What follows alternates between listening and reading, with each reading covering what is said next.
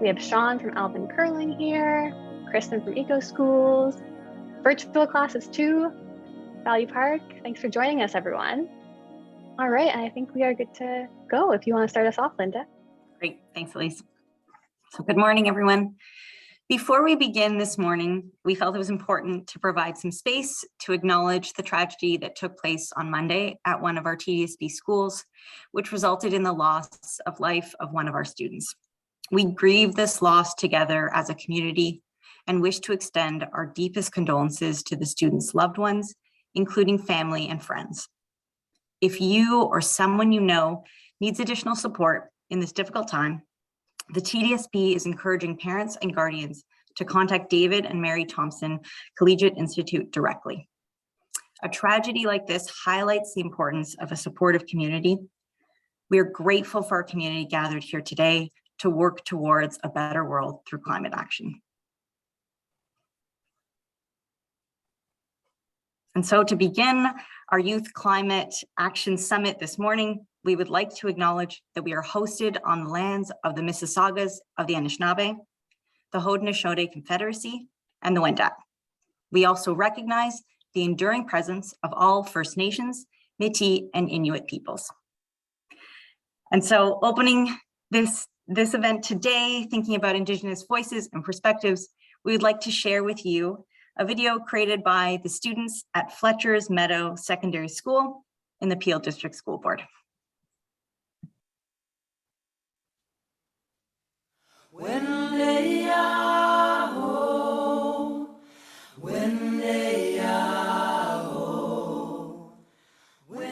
The author Richard Wagamese says this: I've been considering the phrase, all my relations. It is hugely important. It is our saving grace in the end. It points to the truth that we are all related, that we are all connected, that we all belong to each other. The most important word is all. Not just those who look like me, sing like me, dance like me, speak like me, pray like me, or behave like me. All my relations. That means every person, just as it means every rock, mineral, blade of grass, and creature. We live because everything else does. If we were to choose collectively to live that teaching, the energy of our change of consciousness would heal each of us and heal the planet. This is why we have land acknowledgements. Please take a moment to acknowledge that we are on the traditional territory of the Mississaugas of the Credit Nation, the Anishinaabe, the Chippewa, the Haudenosaunee, and the Wendat, and it is now also home to many other diverse First Nations, Inuit, and Métis people. Good morning. I'd like to extend a warm welcome to each and every one of you for joining us today, and thank you so much for coming. My name is Elise Kennedy, and I am a doctoral candidate at OISE at the University of Toronto. I've been doing some research in environmental and sustainability education for the last few years, and over the last 5 years, I've had the absolute pleasure to do work with TDSB Eco Schools as part of our OISE, University of Toronto, and TDSB Eco Schools partnership. I am honored to be here today as co-chair of this event, along with my co-chair, Pam Miller from TDSB Eco Schools. Unfortunately, Pam is not able to make it this morning as she's teaching. She might pop in a little bit later, but I'm very happy to be joined by lots of friends from the TDSB Eco Schools and OISE partnership, including Chris Metropolis, Kristin Evers, Grace Keeble, Richard Christie. We also have Murray Miller and Hillary Inwood from OISE joining us a little later, if not here already, as well as Linda Nacarado, who started us off with our land acknowledgement just now. Thanks so much for that, Linda. And we also have a special shout out to Mana Wong, our TDSB trustee, who's joining us as well. Thank you for coming and welcome. And we chose to share these words, this land acknowledgement video, with these words from Richard Wagamese, because his words that we all belong together really resonate with what we're doing here today. He's right that we do all belong to each other. And that means that we all have a part to play in taking climate action, which brings us to today. So we were so thrilled for the enthusiasm for this event. We had over 55 schools sign up today, represented by 70 teachers, as well as almost 1,500 students. So thank you so much for your commitment and your enthusiasm for this event and for showing up today. It's really powerful to see that as well. So here's what today is going to look like. So first of all, just some housekeeping. Since we are a large group, we ask that you please keep your mic on mute, but please feel free to keep the conversation going in the chat. You can ask questions, put comments in there, as well as for our keynote, you can put your questions in there as well. And here's what we'll be doing. So in a moment, Kristin will share a brief introduction to the brand new TDSB Youth Climate Action Summit, the guide, which the summit is based on, excuse me. As well, we'll also have Chris is going to be introducing Areej Riaz, our keynote speaker today. There will be time for a short Q&A after Areej's keynote. If you'd like to ask a question, you can put it in the chat, or you can use the raise hand tool and we'll call on you directly. You can ask your question out loud. And then following the keynote will be 2 rounds of 40-minute sessions with a short break in between. We are thrilled to have 5 fabulous OISE graduate students who are passionate about climate action here with us to lead us in these sessions today. A big thank you to Amiko, Maha, Marina, Olivia, and Stephen for developing and working really hard to build these great sessions for you and your students today. They'll be leading you through activities in these sessions. So to help them out, staff, please just ensure that you are the only Zoom user logging in on behalf of your group. This makes sure we have our numbers at a good size for a group discussion. And as well, the Zoom links that you need for your sessions are in the same email that you would have received from me on Sunday night, which is the same email you had to get the link to get in here today. But if you need help, just stick around at the end of this session and I can help you find them too. And then after the second session, please, please, please make sure you come back to this Zoom link for the launch of the Youth Climate Action Grants from the City of Toronto. We have Jeff McCormick here from the City of TO to share about how your students can apply to receive up to $1,000 to do their own climate action project in their own community, which is really great. So you won't want to miss that. So be sure to come back here. That's at 11:20. And for now, I'll turn it over to Kristin to talk about the new TDSB Youth Climate Action Guide. Thanks, Elise. Perfect. So I thought it was, so as Lisa mentioned, my name is Kristin Evers and I work in the Sustainability Office at the Toronto District School Board. And our office coordinates a lot of different environmental initiatives for the TDSB. And I thought it was important to start things off with a bit of on a positive note and to highlight some of the really great things that the TDSB has already accomplished and continues to accomplish related to climate action. So the TDSB has actually been engaged in climate action for over 20 years now, which may be longer than some of you in the room here today have been around. But every one of you that are attending this event today is part of that action. So I think that's an important thing to recognize. So some of the ways we as a school board have been taking action include establishing the Eco Schools program in 2003. And since that time, we've had over 350 schools that have become Eco Schools. We've also planted more than 2,500 shade trees on our school grounds since 2007. In the 2020-2021 school year, we had over 100,000 students participate in visits to one of our TDSB outdoor education schools. We've installed solar panels on the roofs of 351 schools, so that's more than half of the schools in our system. We've also installed over 1,000 water bottle filling stations in our schools. So each TDSB school now should have at least one water bottle filling station, and that'll help us reduce our use of single-use plastics in the long term.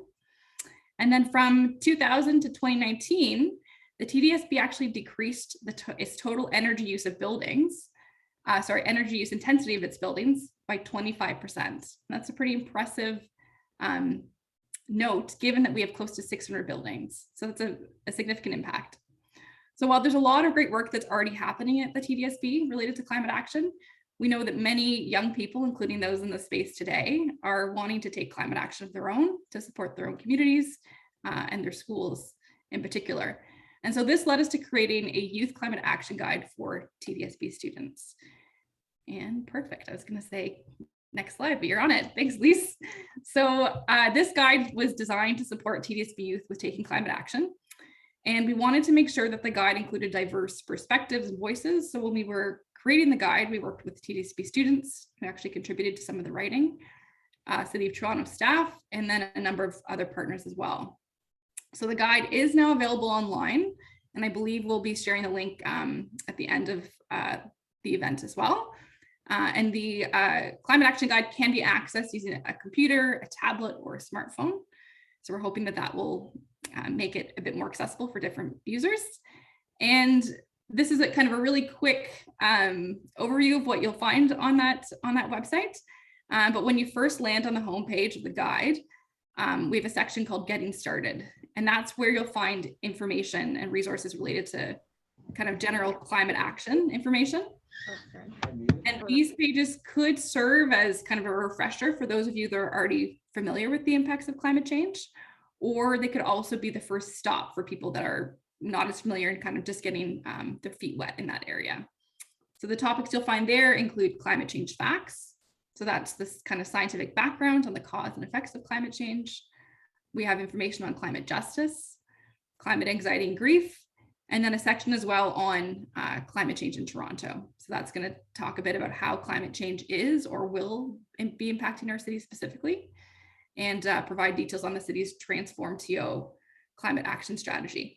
So at the bottom of the page here, you can see there are 5 strategies that are listed, and that's kind of the meat or the main focus of the Youth Climate Action Guide. So we have 5 different strategies listed there for taking action. 1 is getting people talking. 2 is joining a campaign. So that could look like organizing an event related to climate action at your school. So you could, joining something like Earth Hour that's coming up. Number 3 is organizing a community event. 4 is advocating for system change. And 5 is taking hands-on climate action. So a little later this morning, you'll be joining breakout sessions to dig a bit deeper into a couple of these strategies and brainstorm with your team, your school team, the types of actions you'd like to take within your schools and communities. So with that, I will end it. And I'm going to hand things over to my colleague, Chris Metropolis, who will introduce our keynote speaker. Thank you, Kristin.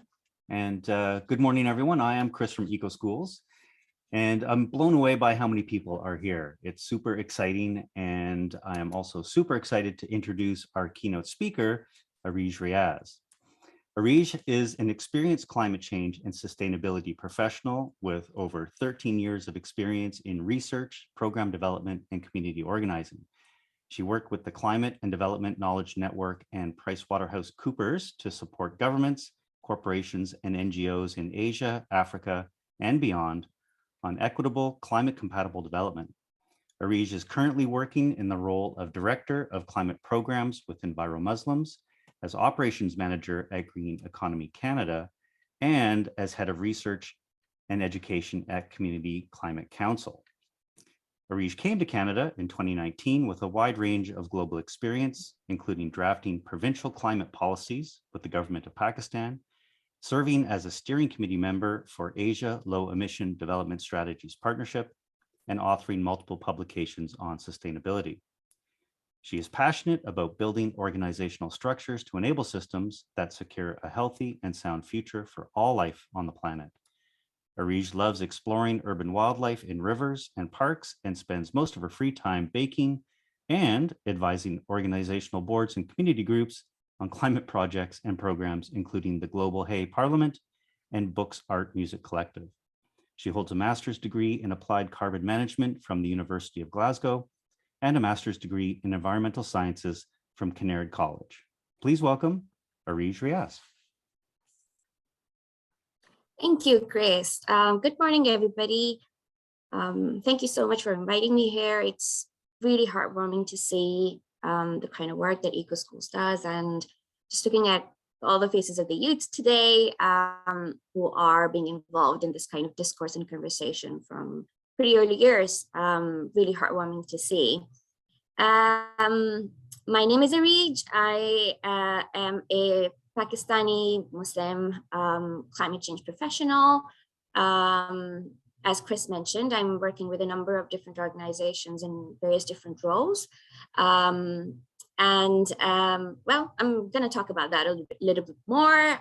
What I'm going to do today is to talk a little bit about my life journey, how I became a climate change professional, and the kind of experiences I've had and some of the observations I've had working in different countries in different capacities and different roles, and some of the experiences I had as a child growing up, not really knowing much about the issue.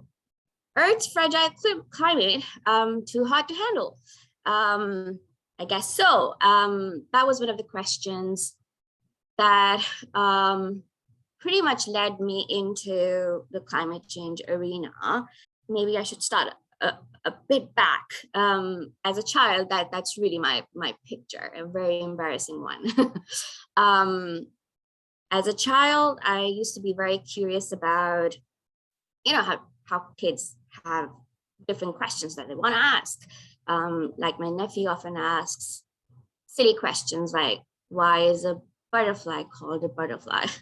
But most of the questions that I had a bit of a scientific curiosity behind them.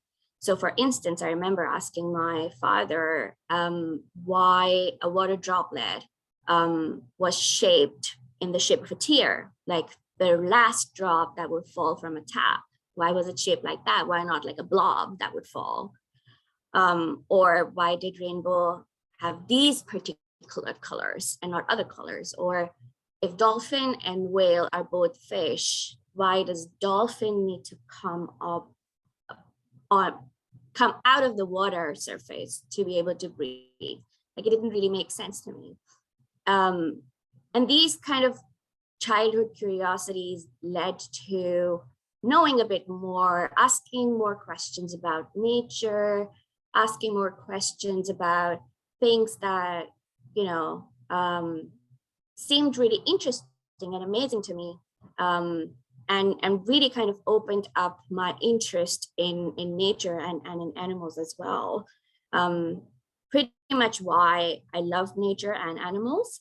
And I really thought that was probably one of the main primary principal ways that I got introduced to, environment in general. Because when I was in school, we didn't really have programs like eco schools. I don't remember having like a green club or an environment club or doing any of those sort of activities. The only thing I remember is one of the times in a morning assembly, one of the teachers talked about, the importance of conserving water. And so we should turn the tap off when we're brushing our teeth. And, as a kid that grew up in Pakistan, in South Asia, which is primarily a landlocked area, and the city I used to live in is a desert.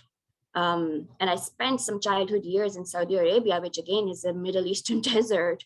The only time that I could think of water was to picture a sea and an ocean. And it just seemed that there's a lot of water in the world. So why did they want us to turn off the tap, really? Again, some of those curiosities that led to question why. So I don't really think that when it came to career choices and deciding that I really wanted to work on climate change, that it was my school that led to it, or maybe it was, I don't know, the lack of it. But I remember as a kid growing up, like a lot of kids like me, there were just a lot of options out there. I wasn't like my best friend who knew from the beginning that she wanted to be a doctor. I did not want to be a doctor. I was great at science, but I cannot be near an operation theater. So I knew I did not want to be a doctor.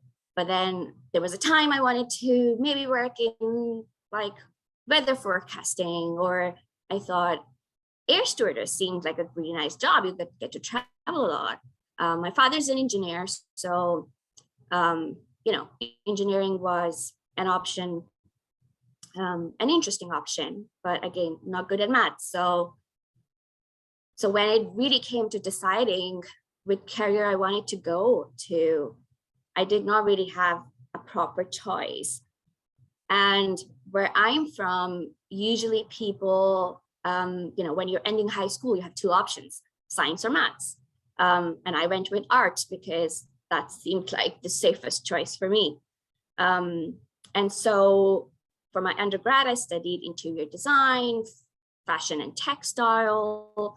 fine arts, psychology, statistics, and biochemistry, and those kind of things as well. Because, well, you have to do that if you need to get like a BS degree. So when it came to my master's level in university, when I had to choose, one of the options that we were given there was to attend a 40-minute test lecture. So kind of like window shopping, but window shopping for like your degree program. And I ended up going with 2 options. So I went into English linguistics, because English is my second language, and I wanted to see, you know, if there's more that I can learn from it, and where that could potentially take me. And the other was Introduction to Environmental Sciences. I went with my best friends, 2 of my best friends, to that particular class. And I have no shame in saying that I don't think I've ever come out of that class, because all of that was really about the environmental issues that we have in the world. And that was really the first time that I was hearing that in that much detail. Like, my parents would usually talk about waste issues in Pakistan, or, you know, the water quality is going down, or there's air pollution now, and talking about smog and that kind of thing. But it never really hit me that much until I was really sitting in that class and hearing that teacher talk about figures and statistics and global issues. And those 40 minutes really changed my life. I never came out from that class mentally. And really it was a really easy choice for me, because I attended that class and I knew this is exactly what I wanted to spend the rest of my life working on. And as I continued to study through that master's degree, which was a 2-year program, I was being very impatient throughout it. I just wanted to go out, practically do something about it. I would often have conversations with my teachers where we would be talking about why are the injustices happening, and why do we have environmental impact assessments if, you know, government is not going to take the right decision, and, you know, stuff like that. But I realized I was way more invested than a lot of my class fellows, but that also helped me. One of the things that we had learned that made me invested was about the overshoot day. So essentially, the Earth Overshoot Day is when we've used up all of the resources that the Earth has to provide for the amount of human population that we have on the Earth that is using those resources collectively. Every year, that overshoot days come earlier and earlier, which means that we have been using the resources not in the 12-month period, but in 11 months, and then 10 months, and then 8 months, and then 6 months. And that just scared me so much. Like, this particular graphic is obviously a much more updated version of the one that I had seen in my class. But every year it comes closer and closer to the start of the year. So essentially, we're using up all of the resources that we need from the Earth for the entire year within a matter of months. And so for the rest of the year, we're putting in more impact and burden and load on our planet than it can really take. And that hit hard. So as I said, even while I was studying, I was impatient, and I really wanted to go out and just do something about it. And so I started working part-time. At that time in Pakistan, there wasn't really a lot of work that was going on in environmental sciences. Most of it was just kind of like lab work, like you would take samples of soil and water and conduct analysis on them and that kind of a thing. But we were hit with some natural disasters. So one of those was an earthquake. And even though earthquake isn't like a climate-induced disaster, it did really open up the realities of the systems and resources that we had. So I volunteered with the relief team, and it was apparent that we did not have enough disaster risk management processes or hierarchies or authorities or even, systems in place other than the military that would come in and help out. That was pretty much it. We did not have a disaster management authority at that time. And then we were hit with floods, the most terrible floods that were hit that hit South Asia at that time. So not just Pakistan, but also India and Bangladesh, because of really bad urbanization planning going on in the cities, and a lot of monsoon rain, kind of like flash rain. So there's a lot of rain coming down and it does not have enough space to go. There isn't enough soil to absorb the rain. And so obviously it ended up in flash flooding. Those floods were really terrible for everyone involved. Like, even though I wasn't directly impacted by it, I saw people around me impacted by it, and it just left a mark on all of us. Again, at that point, we did not have those systems. Everyone started to help out with relief and rehabilitation work, including military, government, students, teachers, like anyone who could spare time would pretty much just help out. In Pakistan alone, the financial losses were to a tune of $2 billion, and that doesn't include the losses and damage to people's lives or their livestock or their property. This is just the official figure from infrastructure damage or electrical lines or that kind of damage. So it was really terrible for the country economically and obviously emotionally and mentally as well.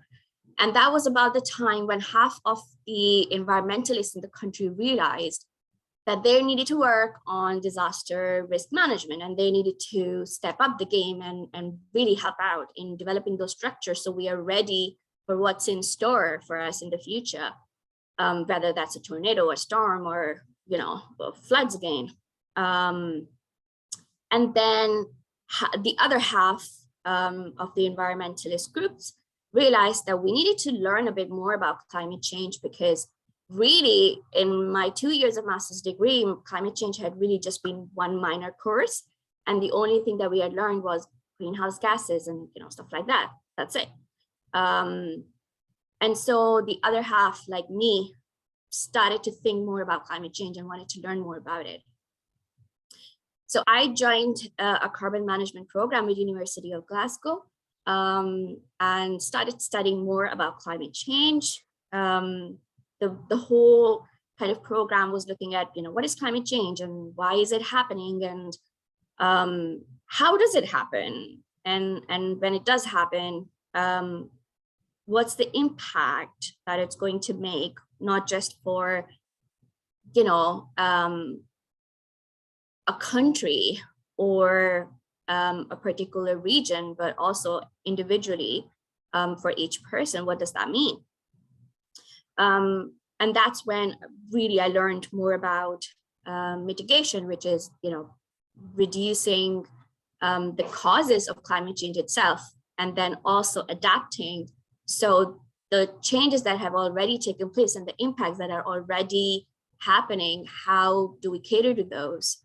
That was also about the time that I first started learning about climate anxiety, because I had always been climate anxious since that test course I took. But that's really when I started having these conversations about channeling some of the anxiety that I had, or channeling some of the grief that I had towards greater good. So it was a really good program and really helped me out. And I worked with about 90 businesses and industries in Scotland, helping them introduce sustainability measures in their facilities and premises. So it was a really good learning experience, and it really opened up the whole world for me into the nonprofit sector. And that's really when I started to learn more about, what exactly is climate change. Like, it's not weather, it's a long-term change in weather that happens in a particular region, or the fact that, one of the figures, and a really crude version of this figure that we had learned back in 2006 and 2007, in our classes was what really is happening with these gases, and where do these gases come from? Like literally anything we do that burns energy or any kind of fuel, we are releasing these gases, whether that's, burning diesel in a car to go to work, or, taking a flight and the plane is using oil and it burns that oil. So you're releasing those gases, or the waste that you dump and it naturally biodegrades and releases methane. All of these gases are then entering atmosphere, and they work as a blanket. So kind of similar to the blanket I have right now. It just envelops the atmosphere, and some of the sun's rays that should be going back to the sun end up not really going back. And so the more gases, the thicker the blanket in the atmosphere, and the more warmer the atmosphere gets, the warmer the earth gets. And that's really how climate change has been happening. So understanding what really we could do that was the first time that I really knew, okay, mitigation. We need to cut down on the production of these gases. And how do we do that? Within the energy sector, within the building sector, within the transport sector, with producing cleaner energies, with more and more education. And then for the blanket that is already there and the impact that it is causing, what do I do? Okay, adaptation. So we need to talk about disaster management. We need to talk about, forestations and things like that are really going to help us take control or take charge of some of these impacts or disasters that may take place in the future. So really, it was after I was finished with the University of Glasgow degree on applied carbon management that I started working on climate action.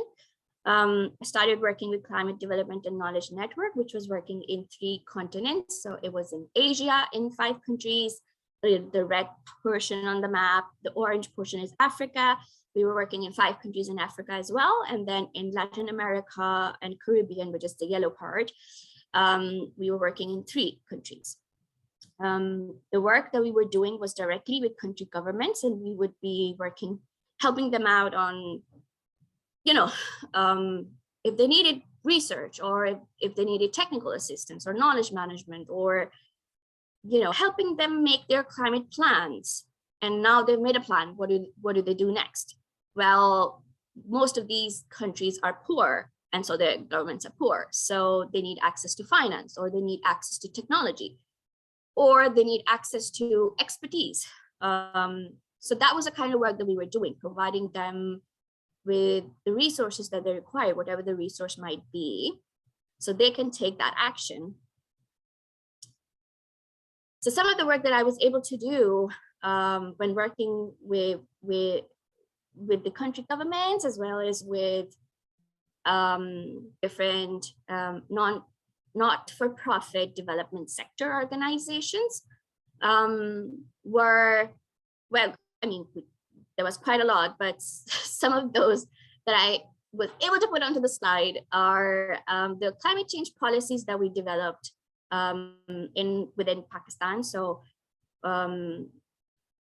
these are provincial policies. So there are 4 provinces in total, and we were able to work out with 3 of them. One of the policy is still in draft form, even after all these years. It has not been passed by the assembly.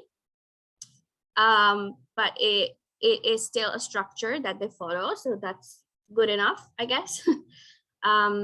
We were also able to develop national climate plans with government of Indonesia, Nepal, and Bangladesh, as well as Pakistan.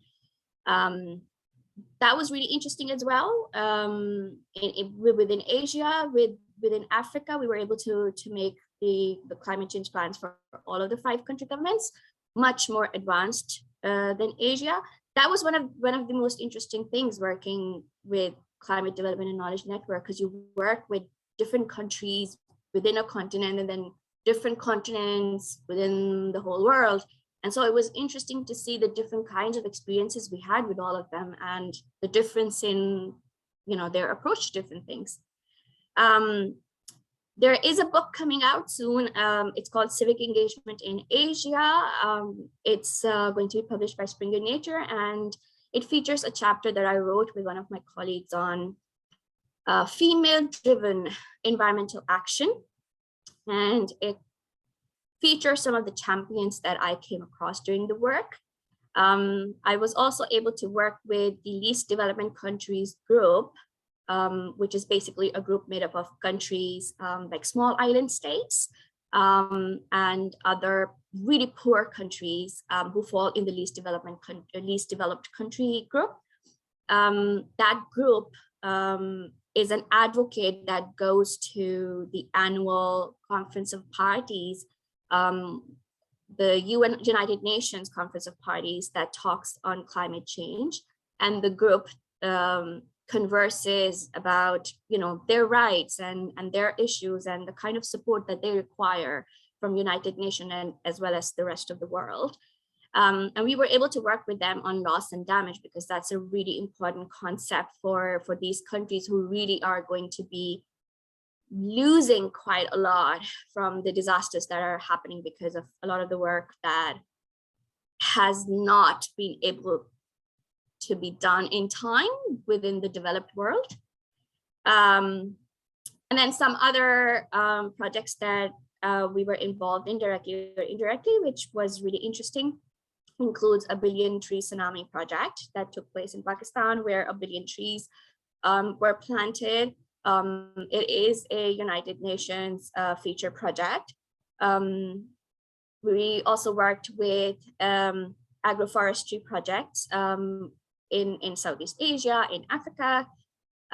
Trash Tack Challenge, I don't know if you remember, a couple of years ago, that was pretty big. And we were able to host quite a lot of those as well, not just in Pakistan, but in other areas as well. And then climate strikes really is one of the main ways that we were engaging with youth. And that really has become quite a big thing as well. So it happens every year now, and it has become a pretty coordinated and organized effort. So there isn't a lot that we have to do, but they're able to do that on their own as well.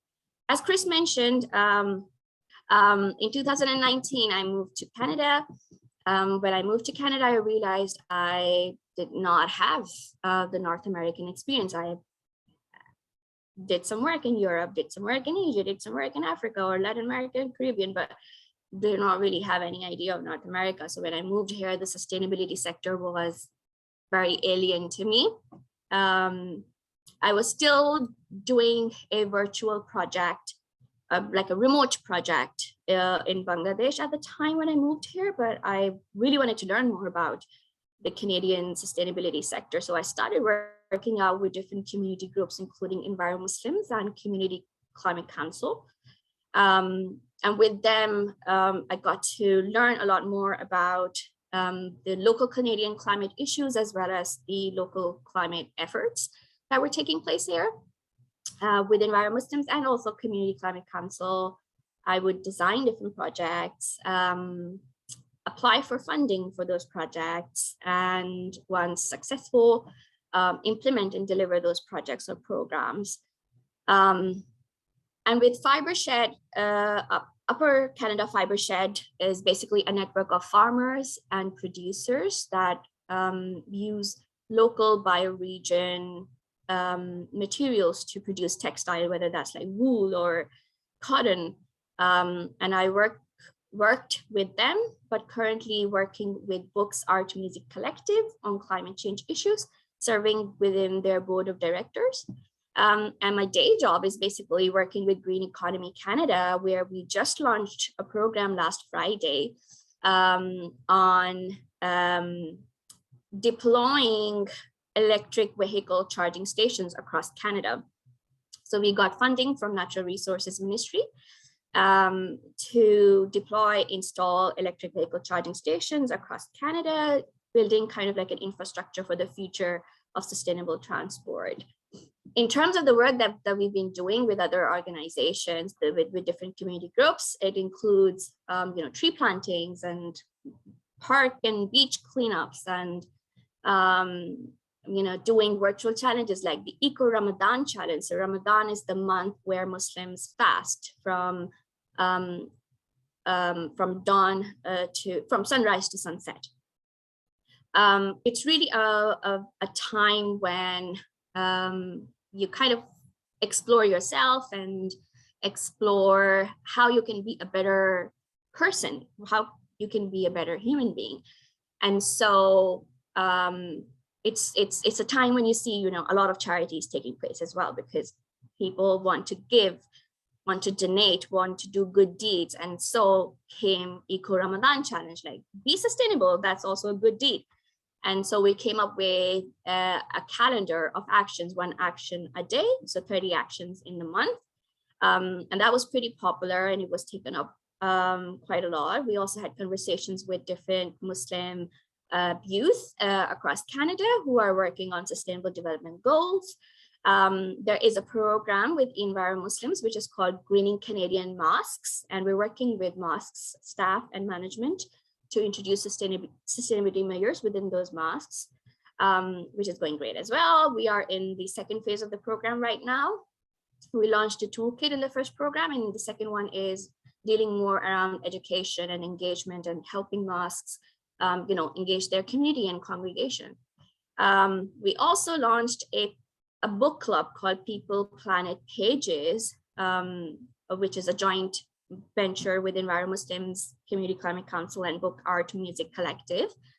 And the book club would read like a learning resource, whether that was a book or a magazine or like a Netflix documentary on sustainability related issues and topics, and then would come together once a month to talk about those.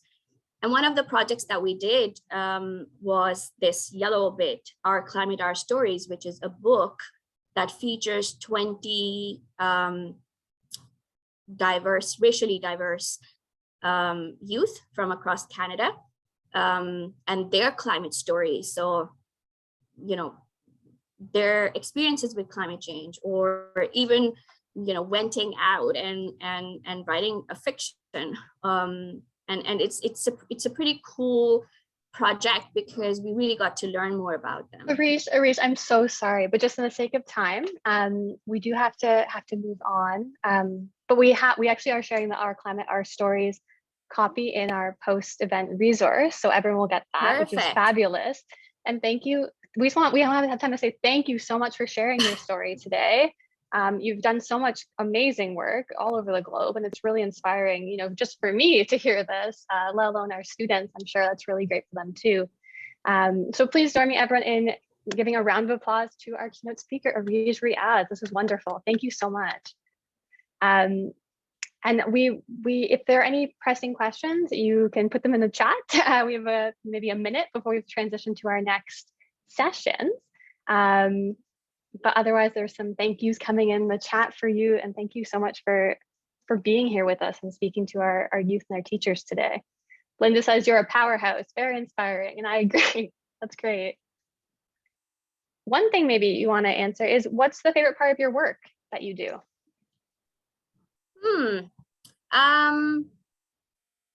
I remember having this conversation when I was interviewing for my job. You were able to draft 3 provincial policies or able to make national climate plans, but if the countries aren't really following them, isn't that frustrating? For sure, but at least there's a conversation going. And so my favorite part is conversations like today, when you really join people who have similar interests or like-minded individuals, basically, and start having a conversation. That's really where the ideas grow, and I love that. That's great. Thanks so much, Areej.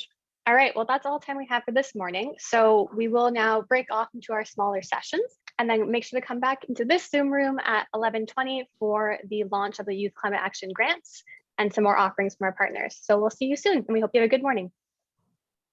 Thanks again, Areej.